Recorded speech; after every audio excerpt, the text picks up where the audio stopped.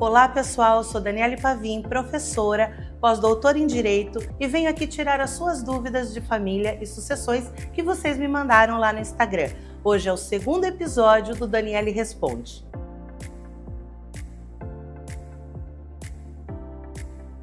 A pergunta que temos hoje é: depois de 30 anos de casamento, eu e meu parceiro estamos pensando em nos divorciar. Como funciona a divisão de bens e a pensão nesse tipo de separação? E também tem uma segunda pergunta que eu acho que dá para responder junto, que é: quero pedir o divórcio, sou obrigada a levar testemunha? Muito bem. Na verdade, o seu divórcio, né? Hoje não há mais a necessidade da separação, porque o divórcio desde 2010, da emenda constitucional número 66, há de se pedir sem justificativa. Então, você não precisa mais levar testemunha para pleitear o divórcio, porque não vai ter que explicar o motivo do pedido de divórcio. Então, basta você informar que não deseja mais ficar casado ou casada, e aí sim o juiz vai decretar o divórcio no seu caso.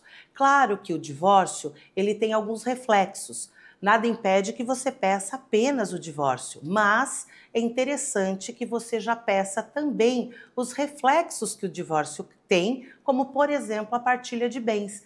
A partilha de bens vai depender do regime que você adotou no seu casamento. Se foi uma comunhão universal, se você se casou antes de 1977, provavelmente seja comunhão universal, então vocês vão dividir todo o patrimônio em 50%.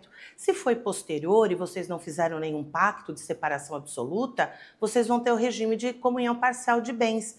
E aí alguns bens serão divididos, outros não. Por exemplo, os bens que vocês trouxeram ao casar pertencem a cada um dos casados, do casal. Depois disso, os bens que foram comprados, ou permutados, ou trocados, aí sim vai ter a partilha do casal. E também os frutos dos bens particulares. Doação, herança, não entra na meiação, mas os frutos disso entram. Sobre a pensão alimentícia no divórcio, há de se ver que a pensão por conjugalidade, ela não é obrigatória, ou seja, então, o cônjuge que necessita da pensão vai ter que demonstrar essa necessidade e também demonstrar que o outro tem possibilidade. Não há na lei uma fração ou uma porcentagem ou um valor já pré-fixado. Isso vai depender do seu padrão de vida e do padrão de vida que você tinha enquanto casado. Outra questão: estou há mais de um ano correndo atrás do meu ex-marido para assinar o divórcio e nada. O que devo fazer? É interessante porque às vezes as pessoas dizem: eu não te dou o divórcio, né? E somem e não comparecem para assinar o divórcio. E na verdade, o cônjuge, o ex-marido, ele não precisa dar o divórcio. Quem decreta o divórcio é o juiz. Ou seja, se ele não for encontrado e seguir todo o procedimento judicial, com citação por edital, enfim, são questões mais processuais que o seu advogado vai lhe explicar, o juiz pode decretar esse divórcio mesmo sem encontrar o outro cônjuge e você vai ser divorciada. Não se preocupe em, se você tentar encontrá-lo, ele estivesse esquivando ou fugindo, dizendo que não lhe dá o divórcio. Na verdade, quem lhe dá é o juiz. Então você deve sim ingressar com o processo contra o seu ex-marido, vai se tentar encontrá-lo nas medidas processuais adequadas e, se não encontrar, o juiz vai decretar o seu divórcio. Claro que situações correlatas, como partilha de bens ou pensão alimentícia, vão ficar prejudicadas, mas se o pedido é apenas o divórcio, você vai conseguir ficar divorciada com a decretação pelo juiz. Outra pergunta interessante: tenho mais de 70 anos e quero me casar novamente. A lei impõe regime de separação obrigatória de bens? Se nós formos olhar o artigo, sim, a lei impõe. Mas você vai precisar se casar pelo regime de separação obrigatória? Não. Como assim? Eu explico. Até um tempo atrás, precisaria sim se casar pela separação obrigatória de bens.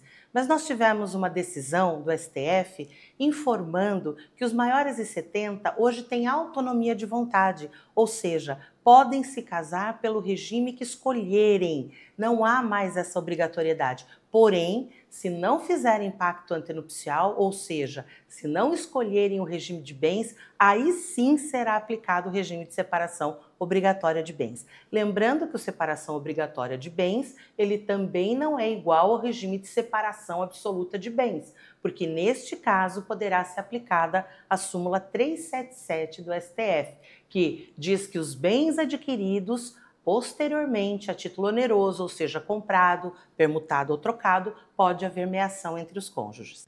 Meus pais faleceram há mais de 2 anos e não fizemos nada. Como podemos regularizar os bens? Na verdade, nós temos o inventário, que é a forma de regularização dos bens do falecido para os seus herdeiros. Porém, a lei determina um tempo para a abertura do inventário. Porém, se não for feito no tempo determinado, ele pode ser aberto a qualquer momento. Vai ter talvez uma incidência de multa de imposto. Porém, você pode abrir o inventário a qualquer tempo. Este é o meio correto para regularizar os bens, transferindo-os aos herdeiros dos falecidos. Fiz pacto antenupcial e me casei pelo regime de separação total de bens. Meu marido faleceu e tem um filho. Eu recebo algo? Há uma confusão muito grande entre meação e herança, porque a meação ela é dada no direito de família. Então, conforme o tipo de regime de bens escolhido, você pode ser meeira ou não. A herança ela vai ser referente ao patrimônio, ao acervo hereditário do decujus. E o que acontece? Por que há essa confusão entre meação e herança? Porque o legislador, ao colocar o cônjuge como concorrente do descendente, ele fez critério, ele usou como critério o regime de bens.